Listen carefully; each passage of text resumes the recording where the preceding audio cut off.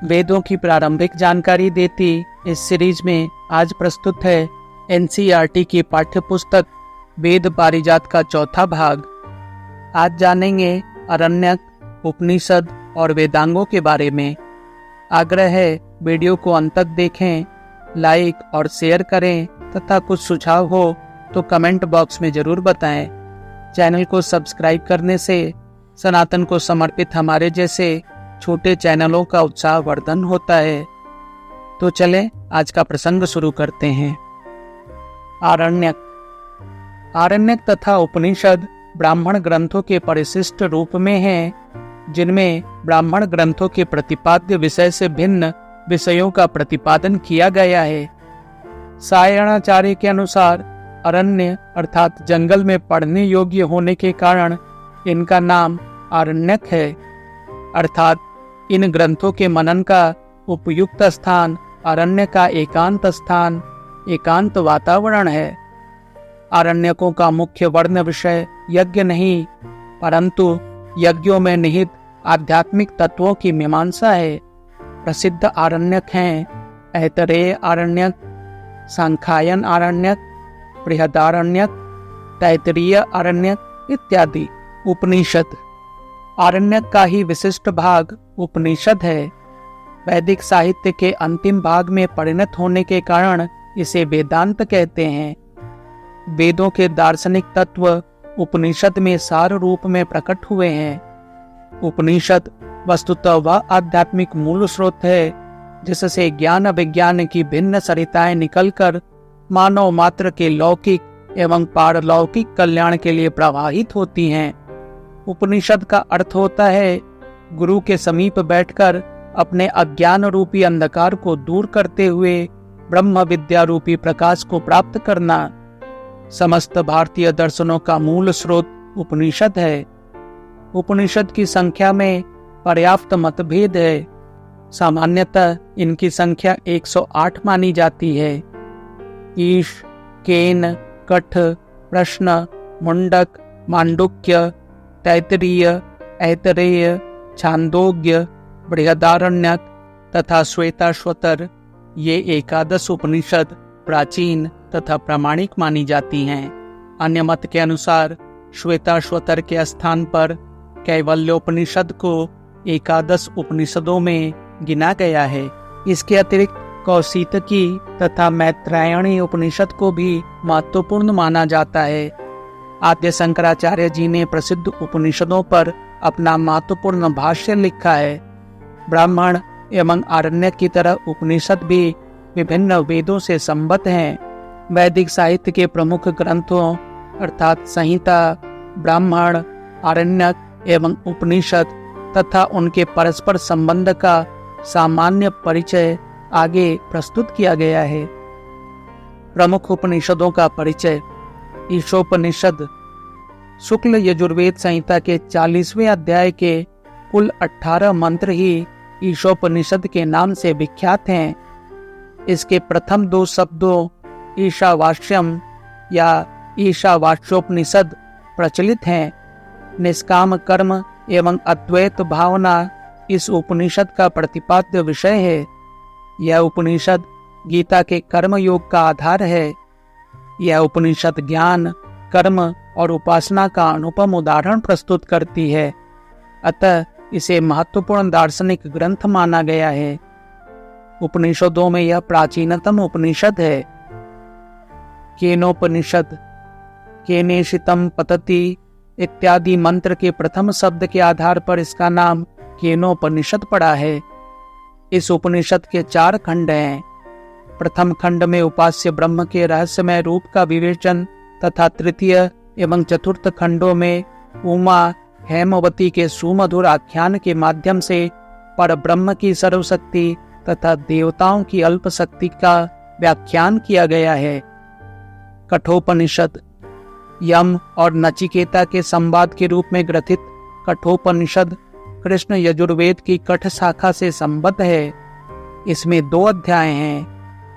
यम नचिकेता के मार्मिक कथोपकथन के द्वारा ऐहिक जगत की नश्वरता तथा ब्रह्म की नित्यता का निरूपण करते हुए तो संपरित्य विभिनक्ति धीर, इसके द्वारा श्रेय यानी जीवन के कल्याणकारी मार्ग के अनुसरण का इसमें उपदेश है। इस उपनिषद में श्रेय एवं प्रेय यानी विषय वासना का मार्ग, इन दोनों का दिग्दर्शन कराते हुए श्रेय मार्ग को श्रेष्ठ बतलाया गया है। प्रश्नोपनिषद अथर्ववेद की पैपलाद शाखा से संबद्ध प्रश्नोत्तर शैली में होने के कारण यह प्रश्नोपनिषद के नाम से विख्यात है। इसमें ब्रह्म विद्या के अन्वेषण से संबद्ध 6 प्रश्नों का समाधान किया गया है। इन प्रश्नों के उत्तर में आध्यात्म की समस्त समस्याओं का विवेचन बड़ी सुंदरता तथा गंभीरता से किया गया है। निष्कर्ष में महर्षि ने अक्षर ब्रह्म को ही जगत का आधार बताया है। मुंडकोपनिषद यह उपनिषद अथर्ववेद से संबद्ध है। इसमें 3 मुंडक एवं 6 खंड हैं। इस उपनिषद में ब्रह्मा द्वारा अपने ज्येष्ठ पुत्र अथर्वा को ब्रह्म विद्या का उपदेश दिया गया है। इसमें याज्ञिक अनुष्ठान तथा कर्म कांड की हीनता का प्रतिपादन करते हुए ब्रह्म ज्ञान की श्रेष्ठता सिद्ध की गई है। सांख्य एवं वेदांत के सिद्धांत भी इस उपनिषद से प्रभावित हैं। द्वैतवाद का प्रसिद्ध वाक्य त्वा सुपर्णा सयुजा सखाया, अर्थात आत्मा और परमात्मा रूपी 2 सुंदर पक्षी परस्पर सख्य भाव से संपृक्त हैं, इसी उपनिषद में सन्निहित है। मांडुक्योपनिषद इस उपनिषद में 12 खंड या वाक्य हैं, जिनमें ओंकार तथा आत्मा का बड़ा ही तात्विक विवेचन प्रस्तुत किया गया है। ओंकार की मार्मिक व्याख्या का श्रेय इसी उपनिषद को प्राप्त है। इसके अतिरिक्त चैतन्य की 4 अवस्थाओं जागृत, स्वप्न, सुषुप्ति तथा चैतन्य का भी विशद विवेचन इसमें किया गया है। इस उपनिषद में आत्मा के विभिन्न रूपों का भी वर्णन उपलब्ध है। तैत्तिरीयोपनिषद यह उपनिषद तैत्तिरीय आरण्यक के 7म, 8म तथा 9म खंडों का अंश है। इस उपनिषद को शिक्षावल्ली, ब्रह्मवल्ली तथा भृगुवल्ली के नाम से त्रिधा विभक्त किया गया है। इसमें ब्रह्म विद्या, चित्त शुद्धि, गुरु कृपा उपासना प्रकार, शिष्य आचार्य संबंधी शिष्टाचार तथा शिक्षा के उच्चादर्शों का विवेचन है। इस उपनिषद में आचार्य का अपने शिष्य को दिए गए अनुशासनात्मक उपदेशों का विशद वर्णन है। ऐतरेयोपनिषद ऐतरेय आरण्यक के द्वितीय आरण्यक के 4th, 5म एवं 6ठ अध्यायों का नाम ही ऐतरेयोपनिषद है। इस उपनिषद में 3 अध्याय हैं। प्रथम अध्याय में 3, द्वितीय में 1 तथा तृतीय में भी 1 खंड है। इस उपनिषद में सृष्टि तत्व का हृदय स्पर्शी वर्णन है। मानव शरीर को परमात्मा की प्राप्ति का सर्वाधिक महत्वपूर्ण साधन स्वीकार किया गया है, जिसमें गुरु कृपा को ईश्वर साक्षात्कार के लिए विशेष साधन निरूपित किया गया है। प्रज्ञान यानी ब्रह्म ज्ञान की भी इस उपनिषद में विशेष महिमा प्रदर्शित है। यह उपनिषद आदर्शवाद का सफल प्रतिपादक है। छांदोग्योपनिषद यह उपनिषद सामवेद से संबद्ध है। अपनी प्राचीनता, गंभीरता तथा ब्रह्म ज्ञान विवेचना की दृष्टि से समस्त उपनिषदों में यह प्रमुख माना जाता है। इसमें 8 अध्याय हैं। प्रथम अध्याय में अनेक विधाओं यानी अध्यात्म विषयों, ओंकार आदि विषयों के गूढ़ स्वरूप का निरूपण किया गया है। द्वितीय अध्याय में भौतिक स्वार्थ पूर्ति के निमित्त यज्ञ अनुष्ठानों तथा शामगान करने वाले व्यक्तियों पर मार्मिक व्यंग्य है। तृतीय अध्याय से सूर्य की उपासना तथा गायत्री मंत्र का तात्विक वर्णन है। चतुर्थ अध्याय में रैक्व ऋषि का दार्शनिक तथ्य तथा सत्यकाम जाबाल ऋषि द्वारा ब्रह्म ज्ञान की प्राप्ति का विस्तृत एवं रोचक वर्णन है।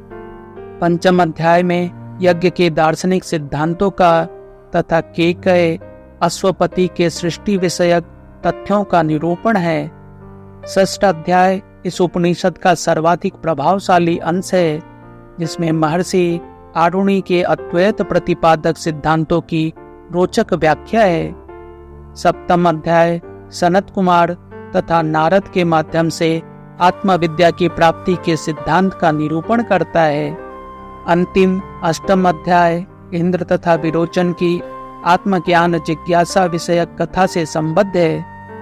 इस उपनिषद के अंतिम तीनों अध्याय अध्यात्म ज्ञान की दृष्टि से अत्यंत महत्वपूर्ण हैं। बृहदारण्यक उपनिषद। यह उपनिषद आकार की दृष्टि से जितना बड़ा है उतना ही तत्व ज्ञान के विवेचन में अत्यंत गूढ़ एवं प्रामाणिक है। इस उपनिषद के दार्शनिक केंद्र बिंदु महर्षि याज्ञवल्क्य हैं, जिनकी उदात्त आध्यात्मिक शिक्षा से यह उपनिषद पूर्णतः आप्लावित है। इसमें 6 अध्याय हैं। प्रथम अध्याय में प्राण की श्रेष्ठता तथा सृष्टि विषयक सिद्धांत वर्णित हैं। द्वितीय अध्याय में गार्ग्य तथा अजात शत्रु का रोचक संवाद है।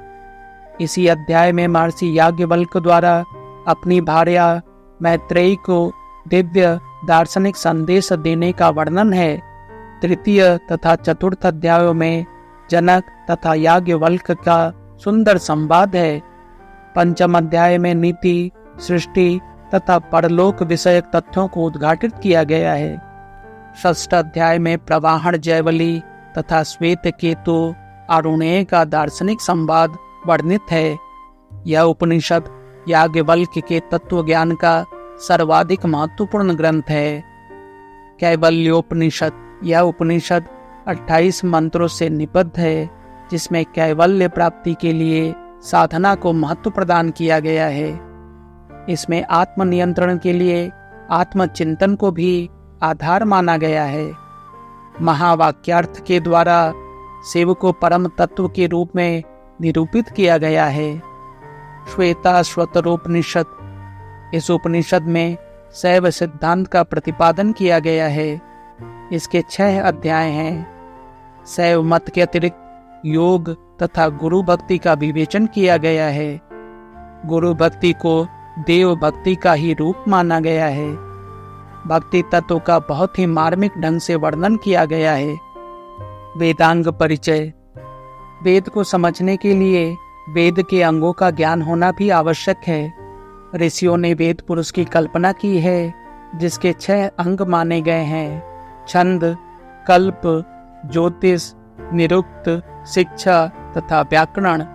इन्हें ही वेदांग शब्द से अभिहित किया गया है। छंद। छंद वेद के चरण हैं। इनमें गायत्री, ऋष्टुप, जगति आदि छंद आते हैं। वेदों के मंत्र इन्हीं प्राचीन छंदों में निबद्ध हैं। कल्प। कल्प के अंतर्गत प्रसिद्ध कल्प सूत्रों का निर्माण हुआ है। कल्प का अर्थ है विधि, नियम, न्याय और आदेश इत्यादि।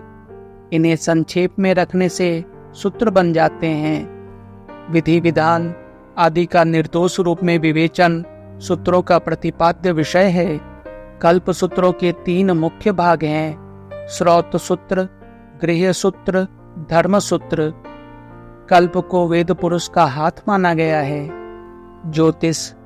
ज्योतिष को वेद का नेत्र माना गया है। निरुक्त। निरुक्त का अर्थ है शब्द का ज्ञान तथा उसकी व्युत्पत्ति। दुरूह वैदिक शब्द का अर्थ जानने के लिए उनकी व्युत्पत्ति और अर्थ जानना आवश्यक है। आचार्य यास्क ने निरुक्त की रचना की है। निघंटु भी एक प्राचीन ग्रंथ रही है। इसी की व्याख्या निरुक्त है। निरुक्त को वेद पुरुष का स्रोत कहा गया है। शिक्षा। वेद मंत्रों के उच्चारण की विधियां शिक्षा शास्त्र में वर्णित हैं। वेदों की उच्चारण पद्धति बड़ा महत्व रखती है। वैदिक स्वर प्रक्रिया इसी के अंतर्गत आती है। वेद पाठ के शुद्ध उच्चारण तथा उचित स्वर का होना आवश्यक है। शिक्षा को वेद पुरुष की नासिका कहा गया है। व्याकरण। व्याकरण को वेद पुरुष का मुख कहा गया है।